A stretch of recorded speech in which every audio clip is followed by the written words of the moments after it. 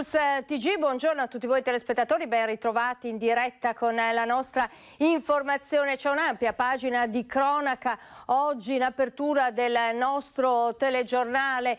Parleremo della tragedia di Moriago della Battaglia, dove una 35enne di Pieve di Soligo è stata massacrata, coltellata mentre stava prendendo il sole sul greto del fiume Piave. Ci collegheremo a breve con la collega della redazione di Treviso, Daniela Sizzia, per tutti gli ultimi aggiornamenti su questo tremendo episodio accaduto appunto a Moriago della Battaglia. Ma c'è prima un'altra notizia di cronaca che ci arriva sempre dal Trevigiano, perché solo miracolosamente non ha provocato vittime quanto è accaduto nella notte poco dopo le 4 a Breda di Piave, un'esplosione provocata da una fuga di gas, probabilmente una bombola, ha semidistrutto l'abitazione di 2 pensionati, un uomo di 90 anni e una donna di 87 anni. Sul posto sono intervenute le squadre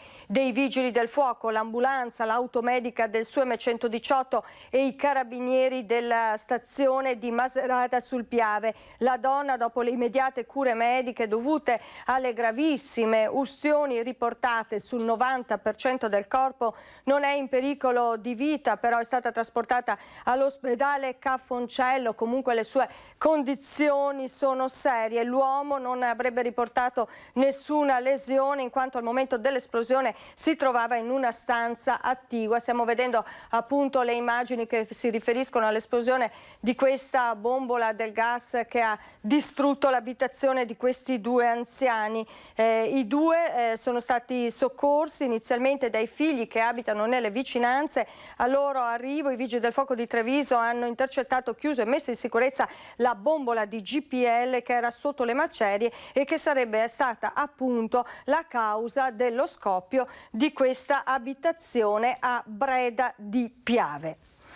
E adesso, come annunciato in apertura, la tragedia a Moriago della Battaglia, dove una donna, una 35enne di Pieve di Soligo, è stata massacrata a coltellate mentre stava prendendo il sole sul greto del fiume Piave. Vediamo insieme il servizio che cosa è accaduto.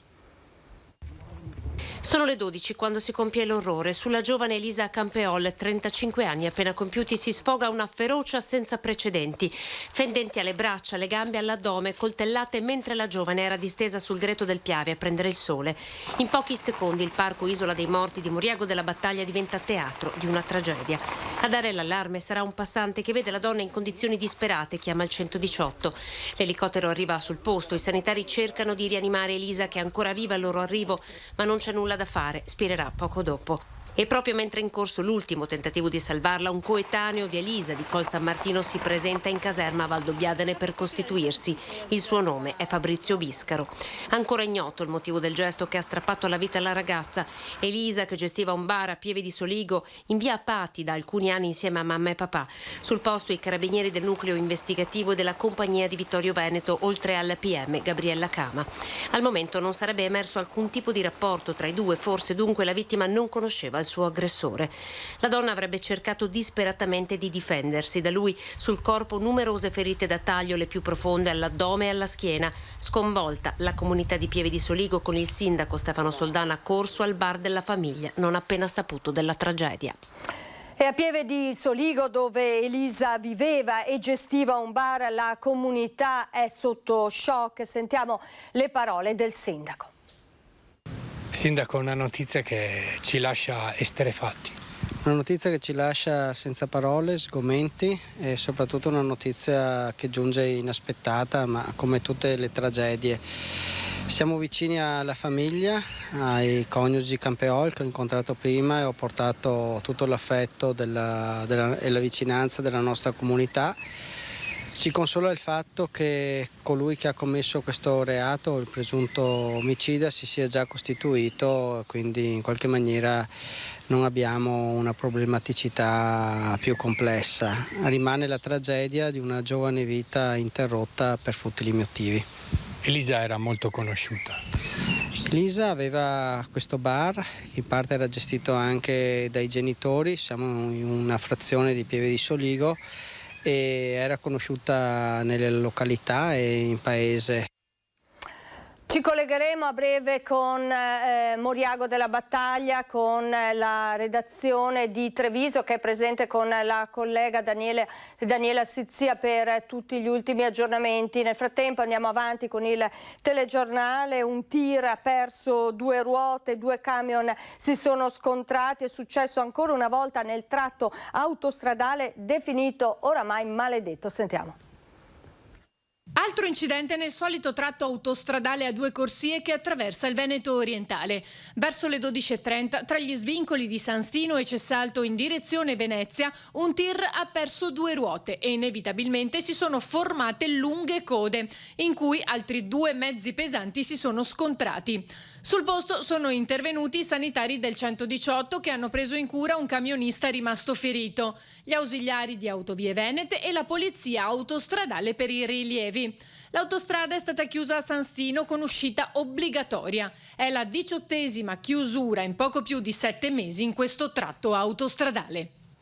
Lasciamo, ma solo per il momento, la cronaca. Ci torneremo tra poco, sempre nel corso del nostro telegiornale. Parliamo dell'emergenza Covid. Il governatore Zaia ha lanciato il piano tamponi per l'estate. Naturalmente a breve lasceremo le mascherine, ma non si può, non si deve abbassare la guardia. Facciamo il punto. Noi non abbassiamo la guardia. E proprio ieri abbiamo approvato in giunta un piano di tamponi, ma non solo, feroce. È l'ultimo punto stampa quotidiano di Zaia. Non un addio, piuttosto un arrivederci, sottolinea il governatore. Ma la battaglia del Veneto contro il Covid è tutt'altro che finita. Anzi, la situazione contagi, grazie ai vaccini, conferma il ritorno alla normalità. Ed è ufficiale lo stop alle mascherine all'aperto dal 28 giugno con la firma del ministro Speranza. Ora però, oltre all'appello sempre valido di non abbassare la guardia, c'è da approfittare dei mesi estivi per stanare il virus tutt'altro che scomparso e non trovarsi impreparati in autunno. Parola d'ordine: tracciare. 30.000 tamponi al giorno, da farsi a prescindere, con tanto di target per ogni ULS, che poi vedremo la tabella, sono 29.114 per essere esatti. 29.000 è il punto di partenza, non di arrivo. Alle ULS chiediamo di andare in spiaggia, di andare nelle sagre, di andare nelle aziende, di andare dove ci sono i supermercati, cioè facciano loro, ma a fine giornata ci devono portare i tamponi. Potenziata anche la sequenziazione del virus con l'istituto zooprofilattico che diventa centro regionale. La novità è che la procedura sarà attuata anche dalle ULS, le prime Venezia, Treviso, Vicenza e Verona. L'arma principale resta il vaccino e la sacca di resistenza degli over 60 va affrontata di petto, anche con le lettere. Ultima chiamata diretta. Facciamo un trattamento personalizzato, un abito sartoriale a chi ancora non si è fatto vivo. Dopodiché noi non sappiamo più cosa fare perché dobbiamo passare benedizioni e altre robe, cioè noi ci fermiamo qui, scriviamo a casa. Il futuro intanto è anche quello di una ripresa economica attesa dopo il disastro Covid. Sul recovery plan italiano, approvato ieri dalla Commissione europea, resta la prudenza di Zaia. La progettualità macro che conosciamo è una progettualità che non taglia fuori i territori. La declinazione su come far arrivare i soldi è un'altra roba. Dico semplicemente fate in modo di non perderli per strada, perché sinceramente noi di robe da fare ne abbiamo tante. Ma è tempo anche di ripensare a un anno e mezzo di guerra e il tempo dei grazie. Se non avessi avuto questa passione, questo amore per il Veneto, non avrei dedicato 300 giorni tutti i giorni a dire ai veneti tutte le novità del coronavirus. Se dovessero dare una laurea honoris causa a un popolo per il coronavirus, la devono dare i veneti. E poi grazie alla sanità, all'informazione di TV locali e giornali, strumenti cruciali per la comunicazione dell'emergenza. E ancora i bimbi, per i quali il punto stampa era anche un momento di leggerezza con i disegni mandati a Marghera. Saluto e ringrazio tutti i bimbi che continuano a scrivere, li tranquillizzo sul fatto che abbiamo la mostra pronta da ottobre, abbiamo migliaia di disegni, faremo la mostra su tutti i capoluoghi di provincia, compreso Vo. Uno dei simboli del rapporto con i bimbi in questi mesi è stato quello dei pulcini che lo scorso anno in piena pandemia furono donati al governatore. La promessa di allora è stata mantenuta. I pulcini sono diventati adulti e dall'Istituto Enologico di Conegliano sono arrivate le uova di quegli animali. Abbiamo iniziato con la vita e richiudiamo con la vita. Insomma, non abbassiamo la guardia, è pronto comunque da parte della Regione un piano importante per quanto riguarda i tamponi, va avanti la campagna di vaccinazione, ma ricordiamo sempre che il virus continua a circolare, dunque bisogna prestare sempre attenzione. Con Focus TG ci fermiamo, c'è una brevissima pausa, torniamo tra pochissimo, vi aspetto.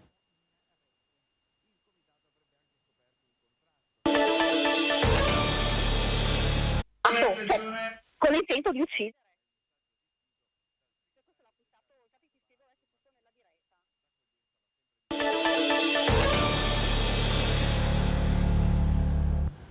Rieccoci nuovamente insieme, Focus TG, siamo pronti con il collegamento con la nostra Daniela Sizzia della redazione di Treviso che si trova a Moriago per la tragedia che è accaduta ieri. Pronto Daniela? Pronto, buongiorno Monica, buongiorno a tutti. Quali sono le ultime novità da Moriago? Beh, innanzitutto la cosa sconcertante è che Fabrizio Discaro, il 34enne che ha ucciso e pugnalato Elisa Campeol, aveva acquistato il coltello con cui ha ucciso la donna il giorno prima, quando si è allontanato da casa. Lui vive con la famiglia, con i genitori, si era allontanato da casa, ha girato con la sua macchina, poi si è fermato in un supermercato, ha acquistato questo grosso coltello, la notte probabilmente ha dormito in macchina e poi è andato sul greto del Piave, ha visto Elisa che non conosceva e l'ha colpita col primo violento colpo al fianco, poi alla schiena, mentre lei disperatamente cercava di difendersi. Ad assistere a questa aggressione, a questa feroce aggressione, sono stati due lavoratori, due passanti che stavano lì a Moriago per lavoro, avevano deciso di fare una passeggiata, hanno sentito le urla della donna, sono accorsi, lui aveva già colpito una decina di volte Elisa e si è allontanato, ha messo il coltello nello zainetto e poi si è spostato, è andato a prendere la macchina e alla fine quello che sappiamo da ieri è andato a costituirsi dai carabinieri di Valdobbiadene. Le prime parole che lui ha detto: sono stato io, non so perché, ero animato dalla rabbia. L'uomo era seguito dai servizi, l'uomo era conosciuto perché aveva dei problemi psichici, era sotto cura, però tante domande a cui si dovranno dare delle risposte. Sembra che non fosse una persona violenta, certo fino a ieri, fino a quando ha colpito mortalmente con ferocia Elisa. Qui a Pieve di Soligo noi siamo venuti anche nel paese dove viveva Elisa, i genitori si sono chiusi nel silenzio, sono sotto shock, sono davvero distrutti, non sanno nemmeno più che cosa dire, perché in realtà purtroppo Elisa si è trovata nel luogo sbagliato, nel momento sbagliato, purtroppo tragicamente dobbiamo dire così, perché lui comunque avrebbe ucciso, l'ha trovata, ha trovato e ha visto lei e l'ha uccisa, ma se ci fosse stata un'altra persona probabilmente avrebbe ucciso nella stessa maniera. Un raptus di follia? Sicuramente sì, però insomma tutti si domandano: ma poteva essere evitata questa tragedia? Tante domande a cui probabilmente anche gli investigatori dovranno dare una risposta. Comunità distrutta anche quella di Farra di Soligo, dove vive il ragazzo, perché la comunità non si spiega come possa essere accaduto un fatto così. I genitori sono distrutti, noi li abbiamo visti ieri nella caserma di Valdobbiadene, le mamma con le mani tra i capelli, ovviamente distrutti. Loro il giorno prima avevano visto che il figlio non era rientrato e la mattina, lo stesso giorno dell'omicidio, avevano segnalato ai carabinieri l'assenza del figlio. E purtroppo il figlio lo hanno ritrovato quando si è costituito dai carabinieri. Ora ovviamente è stato disposto l'esame autoptico, sono circa una decina i fendenti che hanno raggiunto Elisa. Non c'è stato nulla da fare quando sono arrivati i soccorsi, lei era ormai quasi in fin di vita, hanno tentato l'impossibile per salvarla, per strapparla alla morte, ma i colpi erano profondi, e 2 i colpi mortali, uno, e poi sarà l'esame autoptico a dirlo, uno insomma al fianco ed uno al torace. Bene, una storia davvero terribile che naturalmente ha sconvolto l'intera comunità, la famiglia, abbiamo sentito, chiusa nel silenzio, una storia insomma che non ha neanche una spiegazione, Daniela. No, purtroppo no, non ci sono spiegazioni. Tutti pensano, quando pensano a quello che è accaduto ieri, al fatto di Marta Novello. Se vi ricordate la ragazza che era stata pugnalata a Mogliano Veneto da un ragazzino, pugnalata tantissime volte. Lì era per scopo di rapina, qua in realtà invece è proprio una follia pura. Non c'è un perché, l'ha uccisa senza una motivazione. La borsetta della ragazza, il cellulare erano tutti lì accanto al corpo, uccisa perché era lì. Cioè è allucinante e a piedi di Soligo è quello che che la gente dice, cioè morire senza un perché. Grazie alla nostra Daniela Sizzia, grazie per insomma, il racconto che ha portato al nostro telegiornale. Andiamo avanti, si è insediata in Regione la commissione speciale d'inchiesta sull'andamento del Covid in Veneto. Le sedute della commissione saranno trasmesse via internet e i verbali saranno mandati in procura. Prima seduta a Palazzo Ferrofini a Venezia della Commissione speciale d'inchiesta sull'andamento in Veneto del coronavirus. È composta da 10 consiglieri regionali di maggioranza e 5 di opposizione. La commissione speciale sarà presieduta dalla consigliera del Partito Democratico e vicepresidente del Consiglio regionale Francesca Zottis, votata a larga maggioranza, e avrà tra i propri compiti l'accertamento delle cause e le eventuali responsabilità che hanno influito sull'andamento della pandemia, in particolare nella seconda ondata. Da una parte chiarezza piena, senza indugi, e dall'altra la costruzione comunque anche di una visione e di prospettive future attraverso quelle che saranno le audizioni, quelle che saranno anche le consultazioni che sono già previste nel provvedimento che era stato votato dall'Aula e che condivideremo eventualmente ulteriori audizioni e consultazioni con i membri della Commissione stessa. In audizione saranno ascoltati tra gli altri il Presidente della Regione e l'assessore alla Sanità, i direttori generali delle ULSS e di Azienda Zero, i direttori delle RSA e delle case di riposo, rappresentanti dell'OMS, nonché virologi ed epidemiologi di chiara fama e comprovata esperienza. Saranno sedute in streaming per chi vorrà seguirci e poi tutti i verbali verranno mandati in procura come da indicazione del Presidente Zaia. Avremo modo così tutti insieme di rivedere questo periodo difficile per la nostra Regione alla luce di tutti i dati che potremo e che riusciremo ad avere in mano. Con la campagna di vaccinazione anti-Covid ci spostiamo adesso nel Vicentino, dove da sabato sarà attivo il centro di Montecchio Maggiore che andrà a sostituire quello di Trissino. Da Trissino a Montecchio, da sabato 26 giugno, la sede vaccinale per l'Ovest Vicentino si sposta nella città dei Castelli, in via Generale Dalla Chiesa 2/4, in queste ore in fase finale di allestimento. Chi ha fatto la prima dose di vaccino il 5 giugno a Trissino ha già in mano l'appuntamento per il richiamo con sede destinata a Montecchio. Per chi invece si è vaccinato prima del 5, niente paura. Per tutti quelli che si sono presentati prima e che hanno un appuntamento dal 26 in poi per la seconda dose, faccio un appello perché si rivolgano direttamente alla nuova sede di Montecchio, e comunque stiamo procedendo proprio in questi giorni all'invio tramite SMS a tutti gli utenti di un messaggio appunto per la variazione della sede. Ancora da definire invece la sede che sostituirà il più grande centro vaccinale aperto tutti i giorni, la Fiera di Vicenza, per il quale si stanno facendo dei sopralluoghi. Le caratteristiche del nuovo centro a cui rispondere sono molte, in particolare in termini di spazi, parcheggi e assenza di barriere architettoniche.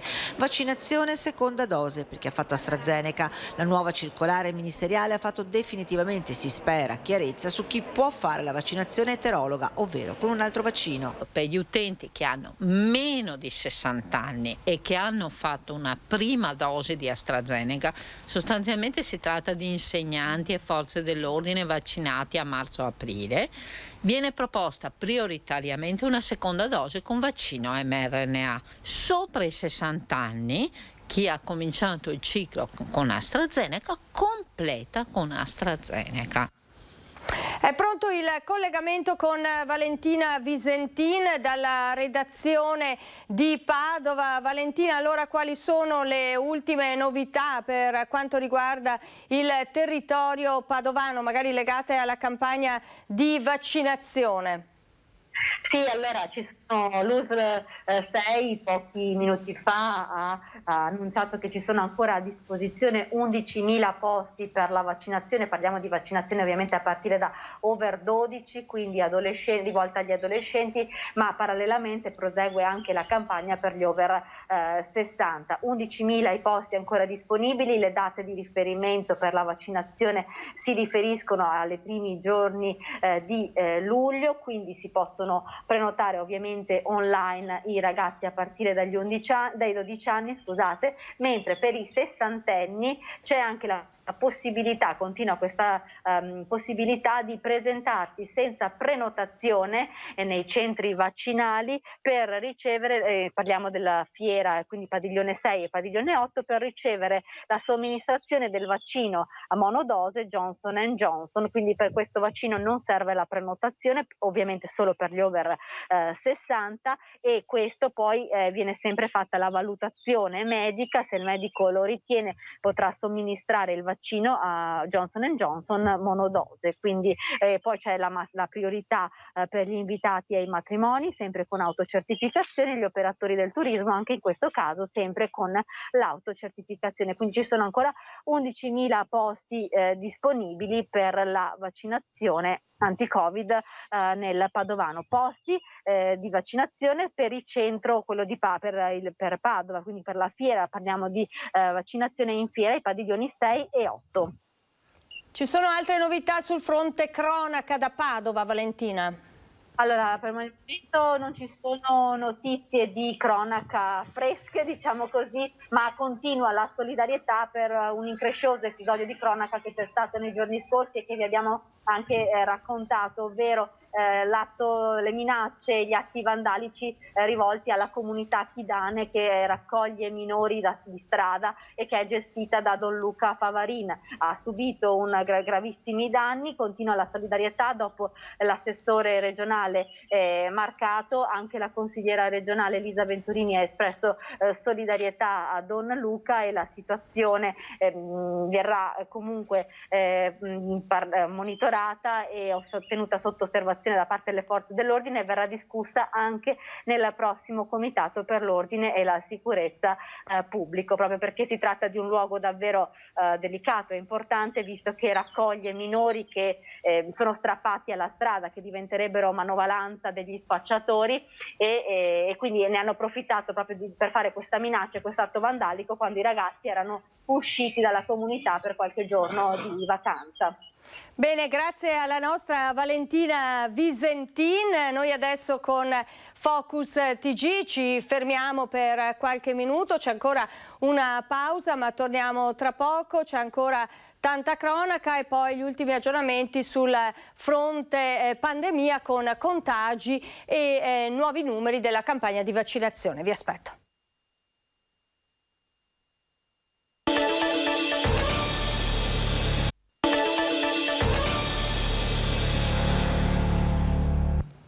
Rieccoci nuovamente insieme, Focus TG, torniamo alla cronaca con un incidente stradale mortale accaduto ieri sera nel Veneziano. Poco dopo le 23 i vigili del fuoco sono intervenuti in via Fausta lungo la Iesolana a Lugugnana di Porto Gruaro per un'auto finita fuori strada sotto il piano stradale. Un giovane uomo è deceduto, altri 3 feriti ci sono nel bilancio di questo incidente, tra cui 2 minori. I pompieri arrivati dal locale distaccamento hanno messo in sicurezza l'auto ed è stata una donna che è stata stabilizzata dai sanitari del SUEM e trasferita in codice rosso in ospedale. Feriti anche 2 minorenni assistiti e trasferiti pure loro in ambulanza sempre in ospedale. Niente da fare purtroppo nonostante i soccorsi per un giovane uomo deceduto nello schianto come accertato dal medico del SUEM. Sul posto anche i carabinieri che hanno dovuto chiudere la strada durante i soccorsi per eseguire i rilievi del sinistro. Restiamo nella zona di Jesolo perché nella località balneare la movida continua a preoccupare. L'amministrazione pensa di mandare per le spiagge e le strade degli educatori per cercare di sensibilizzare i giovani. Si ubriacano, si picchiano, rompono bottiglie, lanciano sedie e tavolini. La movida a Jesolo, dopo la riapertura dei locali e la ripresa della vita sociale, sta creando malumori fra turisti e residenti, oltre a preoccupare il sindaco Valerio Zoggia. Non si può andare avanti così tutti gli anni il stesso discorso. Arrivano con la macchina piena di birra e quant'altro, non saprei cosa dire. Situazione difficile. Molto difficile. I rinforzi delle forze dell'ordine sono arrivati lo scorso fine settimana, ma la preoccupazione rimane. Le criticità aumentano dopo che i controlli da una certa ora diminuiscono. Le forze dell'ordine verso le 2:30 non ci sono più, ovviamente loro lo sanno, dormono in spiaggia, cominciano a ubriacarsi e si riversano soprattutto Piazza Mazzini, ma non solo, e nelle strade, e quindi qualsiasi pretesto è buono per litigare, per scontrarsi con altri gruppetti. Una volta in Piazza Mazzini si andava per trovarsi l'amorosa, ora ci vanno per fare a botte, ci dicono per strada. I giovani dovrebbero essere più educati quando si ritrovano con gli amici. Senza darsi botte o imbriacarsi, perché robe che vende al pubblico e trova dappertutto. Un po' di educazione, perché quando si radunano in diversi e cominciano a fare baccano, bere soprattutto. Per la linea dura nei confronti di chi non rispetta le regole non sono solo gli anziani. Punire subito chi viola i regolamenti. Zoggia ha firmato un'ordinanza che vieta la vendita e il consumo di alcol dalle 16 alle 6 sia per strada che in spiaggia. Si può bere ai tavolini dei locali, tutto il resto è vietato. L'amministrazione pensa persino di chiudere Piazza Mazzini o tratti di lungomare. Intanto si prova con altre soluzioni. Entro qualche giorno, non so se ce la faccio per questo sabato, ma dal prossimo sabato ci saranno una ventina di persone preparate, non per reprimere ma per cercare di sensibilizzare questi ragazzi, e distribuirò anche dei volantini informativi. Speriamo che funzioni. A Vicenza invece la movida è a numero chiuso, accessi solamente con prenotazione e fino ad esaurimento dei posti a sedere nei locali. Movida a numero chiuso. Vicenza adatta e testa il modello Firenze in Contrappescherie Vecchie. Obiettivo: mettere freno ai gruppi di giovani che arrivano nella piccola via del centro con l'obiettivo di ubriacarsi, fare danni, fino ad arrivare a picchiarsi. L'ennesimo comitato per l'ordine pubblico e la sicurezza dopo i pattuglioni dà il via libera ad un controllo anche numerico delle presenze. L'ordinanza contingibile urgente la firmerà il sindaco nelle prossime ore e partirà da venerdì, sabato e domenica questo weekend e anche il prossimo dalle 19:30 alle 24. Proveremo adesso, anche investendo delle risorse, a evitare in quest'area gli assembramenti che spesso si provocano e che spesso non si riescono a gestire. Parola d'ordine: limitare le presenze, quelle moleste, debordanti, per dar pace ai residenti, avventure dei locali e a chi lavora, e per farlo non resta che contingentare. Verrà transennata a Contrappescherie Vecchie dalla parte di Piazzetta Palladio e Stradella Trescalini con 2 accessi che la polizia locale e con l'ausilio di una ditta individuata dal SUAP contingerà gli ingressi solo di persone che consumeranno all'interno dei locali o all'esterno, chi ha il plateatico. Presenze insomma limitate alle possibilità di accoglienza di bar e ristoranti all'interno ed esterno. Nessun corridoio di passaggio per chi vuole accedere da Contrappescheria alla piazza o viceversa, salvo valutazioni del momento, mentre per i residenti ovviamente è tutta un'altra storia. Ovviamente i residenti hanno tutto il diritto di passare e andare a casa propria, gli amici dei residenti, ma l'ingresso sarà consentito solo a queste persone. E allora andiamo a Vicenza da Gabriella Basso per capire insomma come la città berica sta vivendo queste ultime novità all'insegna della movida. A te, Gabriella. Sì, buongiorno Monica, buongiorno telespettatori di Rete Veneta. Allora sì, è un momento importante questo, da questo fine settimana, cioè per 2 fine settimana Vicenza testerà praticamente quello che è questo modello che è diventato modello Vicenza, preso da Firenze ma riadattato praticamente alla città, al capoluogo berico. Come diceva il servizio, appunto, si chiudono i 2 accessi a questo vicolo, che sono circa 50-60 metri, e potranno accedervi solo le persone che hanno una prenotazione. soddisfatti i proprietari dei locali, soprattutto i residenti che finalmente sperano di poter avere un po' di serenità, avere un po' di tranquillità, soprattutto perché dovrebbe venir meno quella parte di popolazione giovane che fondamentalmente passa la serata a bere, con gli effetti collaterali che questo comporta. E vedremo come andrà, sono 2 weekend di test e dopodiché ci sarà di nuovo un summit in provincia per in prefettura, per capire come è andata, se c'è da ritoccare, sistemare, perché chiaramente è una prova per cercare appunto di limitare quello che è un po' il degrado in città, che poi in città è soprattutto in quella zona specifica, ci tiene a precisarlo sia il sindaco che il prefetto di Vicenza, soprattutto solo in Contrapescheria Vecchie si rivela questo tipo di fenomeno, nel resto della città le cose sono molto più tranquille.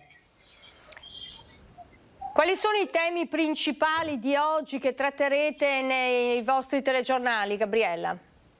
Torneremo a parlare appunto di Movida, parleremo anche di senza tetto, perché forse il caldo, forse un po' la situazione di un po' liberi tutti fa sì che anche i senza tetto sono diventati un po' più aggressivi, ce ne sono moltissimi, dormono per strada, sporcano, bevono tantissimo, quindi diventano molesti. Addirittura ieri uno è entrato anche in un bar e ha cercato di rubare, siamo in pieno pomeriggio, orario dello spritz, di rubare all'interno del bar mentre la cameriera era fuori, insomma situazioni un po' difficili. E parleremo anche di protezione civile, perché da domani fino al 27 c'è un importante incontro a livello regionale della protezione civile. Da tutto il Veneto all'Onigo si troveranno, sono invitati tutti, la cittadinanza, i bambini, dove ci saranno delle vere e proprie esercitazioni, ed è un evento importante perché erano praticamente 10 anni che non si faceva un incontro di così vaste proporzioni.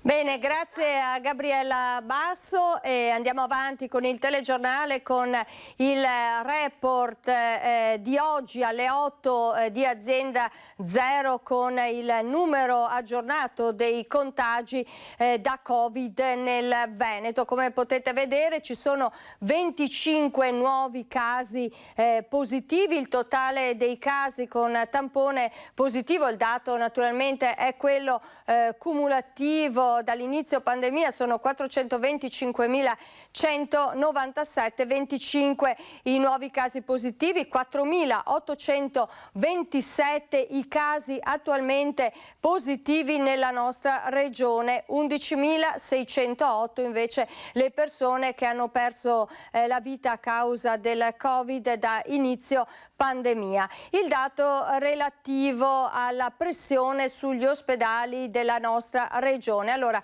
i pazienti attualmente positivi in area non critica sono 268, forse così si vede un po' meglio, mentre i pazienti attualmente positivi nelle terapie intensive degli ospedali del Veneto sono 29. Questo invece il delta in area non critica, il dato scende, -7 rispetto al precedente bollettino, invece cala di una unità il numero di pazienti ricoverati nelle terapie intensive. Non si aggiorna il delta relativo ai decessi, oggi non si registrano morti a causa della pandemia da coronavirus, ma ricordiamo insomma che il numero dei deceduti dall'inizio, da febbraio 2020 è alto nel Veneto, con 11.608 vittime a causa di infezione da coronavirus.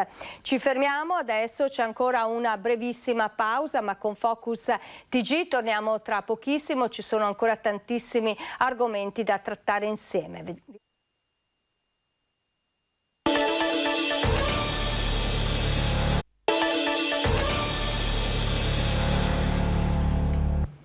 Focus TG, rieccoci nuovamente insieme, vediamo subito la tabella relativa al monitoraggio sulla campagna di vaccinazione anti-Covid. È l'ultimo aggiornamento fornito dalla Regione del Veneto, si riferisce al 23 giugno, 23,59. Come potete vedere sono 47.064 le dosi somministrate, il totale dosi somministrate si porta così a 3.858.051. Prime dosi più 14.847, il dato totale è pari a 2.540.261. Interessante anche il delta dei cicli completati, più 32.217 per un totale di 1.317.790 cicli completati. La percentuale di dosi somministrate rispetto alle dosi fornite alla Regione del Veneto è pari a 87,1%.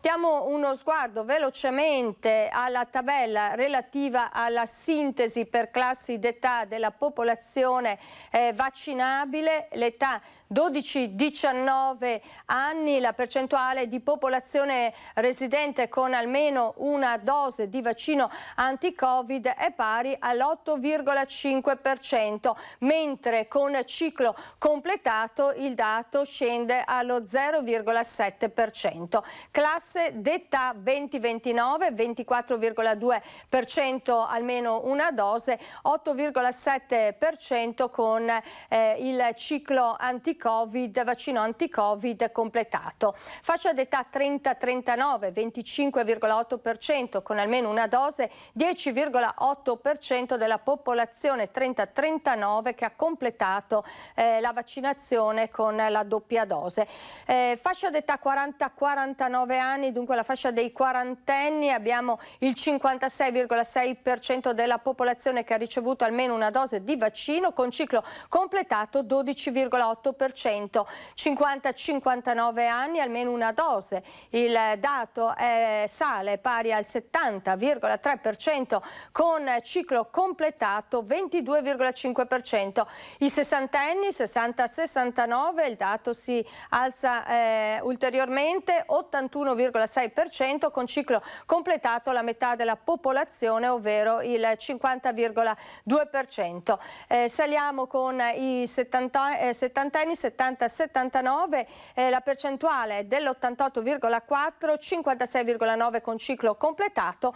Gli ultra ottantenni, dato molto alto, lo sappiamo, 96,4% con ciclo completo, 87,5%. Questi dunque gli ultimi aggiornamenti per quanto riguarda la campagna di vaccinazione nel Veneto, campagna di vaccinazione insomma che va avanti a ritmo spedito.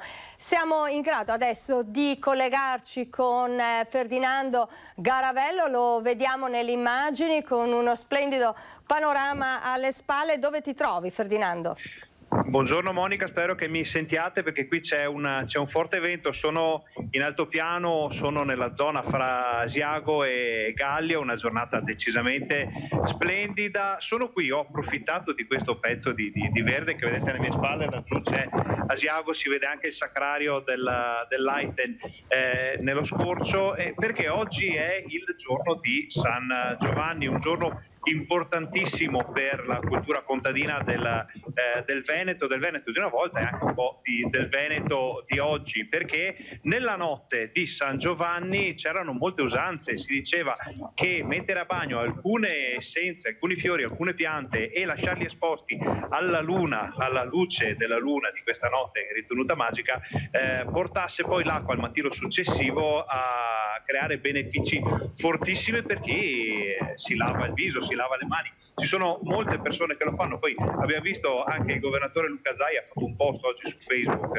ricordando questa usanza, e sono moltissimi che stanno postando sui social la foto della loro acqua di San Giovanni. Ma non è solo quella, perché anche la rugiada che cadeva nella notte di San Giovanni si diceva fosse quasi miracolosa, perché teneva lontano come si chiamano le tarme, gli insetti, dalle lenzuola e dalle coperte che venivano esposte proprio nella notte di San Giovanni, un po' in tutto il Veneto, per prendere il cosiddetto sguasso, che in realtà è la rugiada magica di questa notte. Ma in tante zone del Veneto si facevano anche dei falò negli incroci, nei crocevia,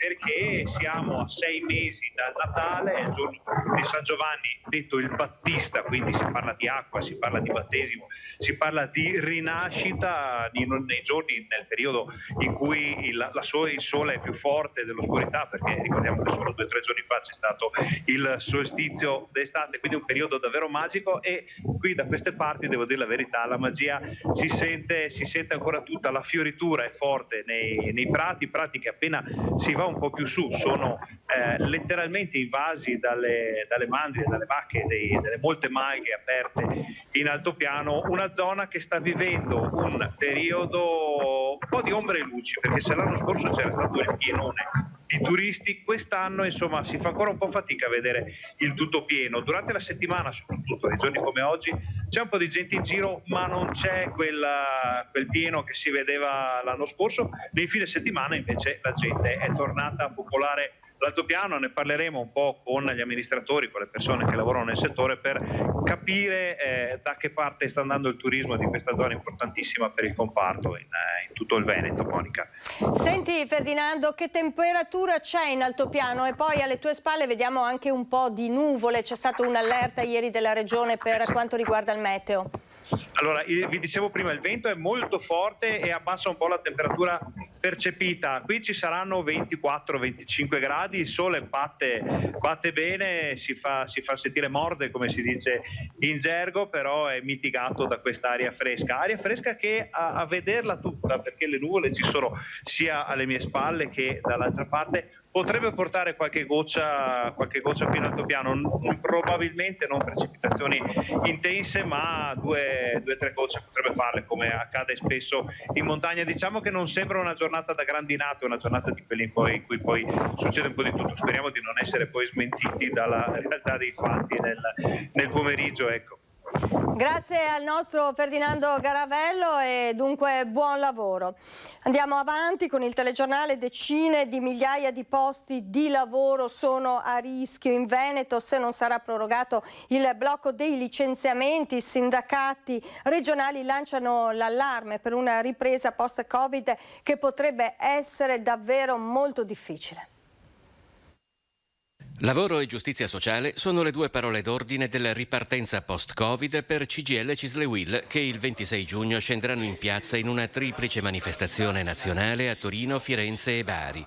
I sindacati sono mobilitati anche in Veneto. Da Mestre i segretari regionali mettono in guardia dai facili entusiasmi che possono generare i dati congiunturali della nostra economia.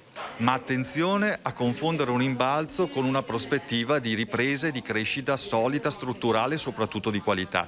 Questa non si annuncia, come abbiamo visto anche in queste ore, ma si costruisce coinvolgendo le parti sociali e soprattutto con un ruolo attivo che deve svolgere anche la politica a tutte le latitudini.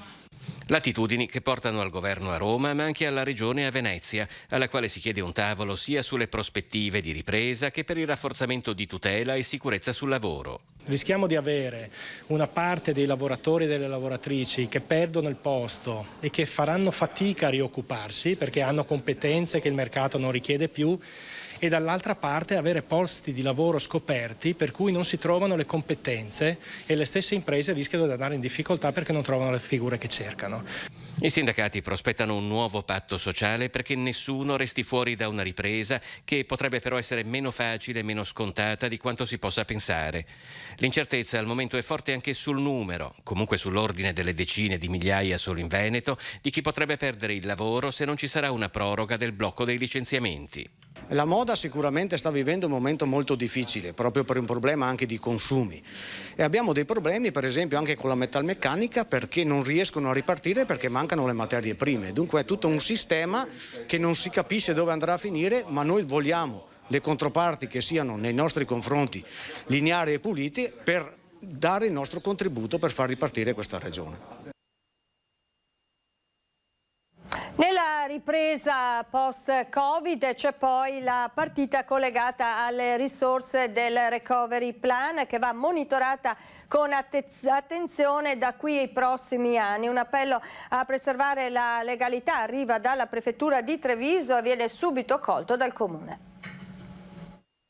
Questo sta iniziando, è un momento molto particolare che riguarderà evidentemente anche questa provincia a livello di risorse che verranno riversate sia a livello di privati che di enti pubblici e la cui corretto utilizzo, che anche ieri lo stesso Presidente del Consiglio ha richiamato la necessità appunto di un uso corretto e onesto delle risorse, evidenzia quanto sia necessaria l'opera di un corpo che è specializzato proprio in nella repressione di quelli che sono reati che sono proprio connessi all'utilizzo di risorse pubbliche. Il tema è di assoluta attualità perché quando le risorse del Recovery Plan arriveranno sui territori, istituzioni e imprese dovranno essere pronte non solo nel garantire operatività ma anche a rispettare e far rispettare la legge. È questo uno dei concetti ribaditi nel giorno del 247° anniversario della Guardia di Finanza, appello subito accolto dal sindaco di Treviso, prima città in Italia ad aver attivato un assessorato alla gestione proprio del Next Generation EU. Laddove ci sono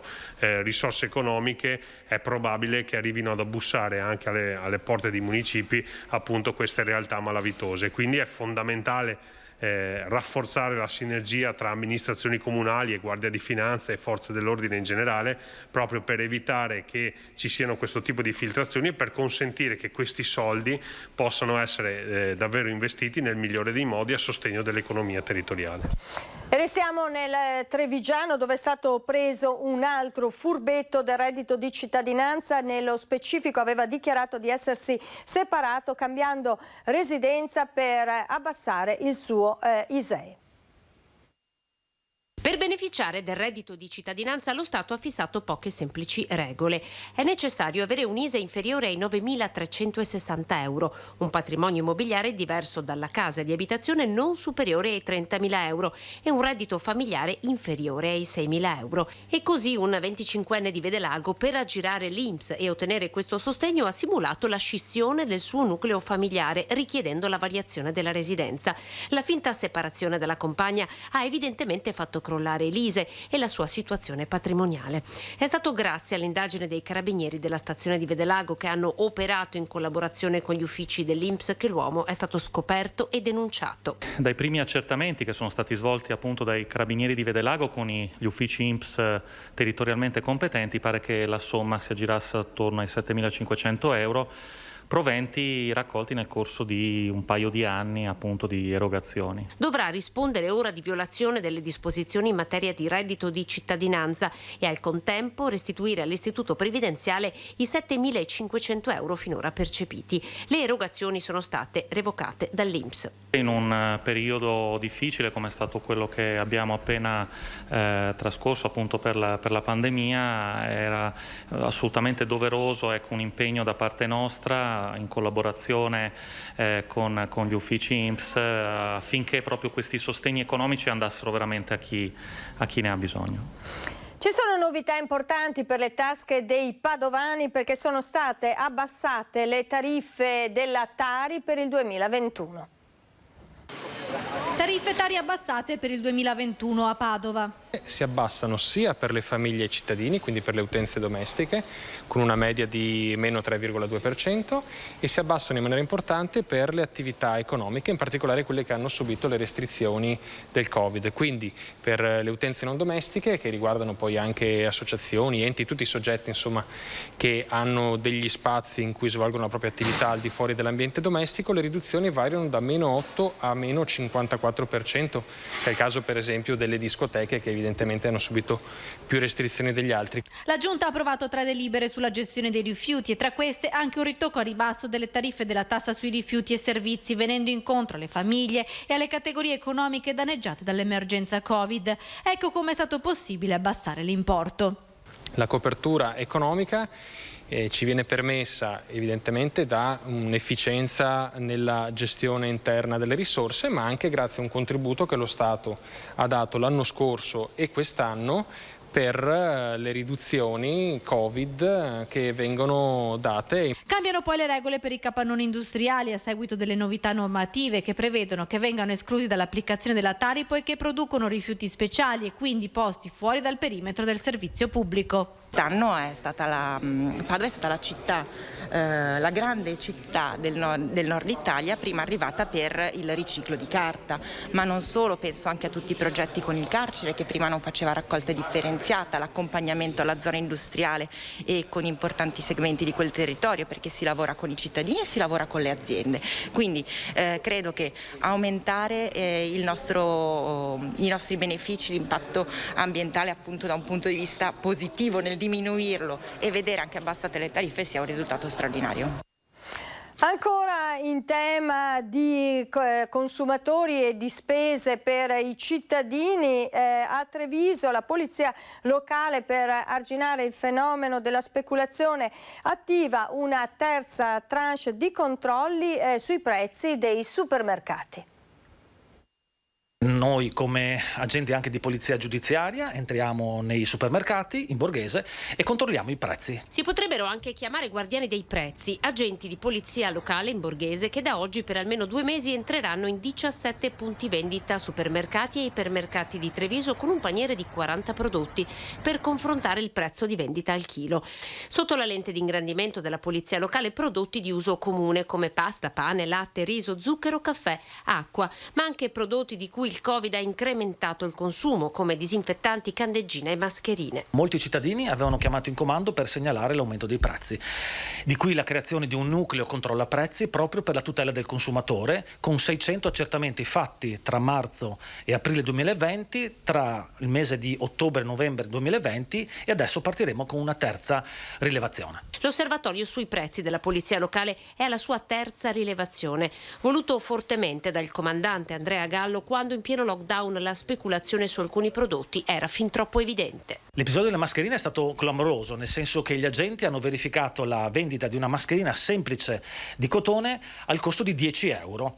Dopo circa 10 giorni la mascherina è stata venduta a 5 euro, quindi con un abbattimento del 50%. Naturalmente questa segnalazione è partita. Tra i prezzi annotati nelle prime rilevazioni differenze anche di 2 euro al chilo su pasta, zucchine e caffè. Quando si può parlare di speculazione? La speculazione si può realizzare, anzi si realizza nel momento in cui c'è un sovrapprezzo del 40%. Quando c'è questa situazione parte la segnalazione al garante dell'autorità e della concorrenza.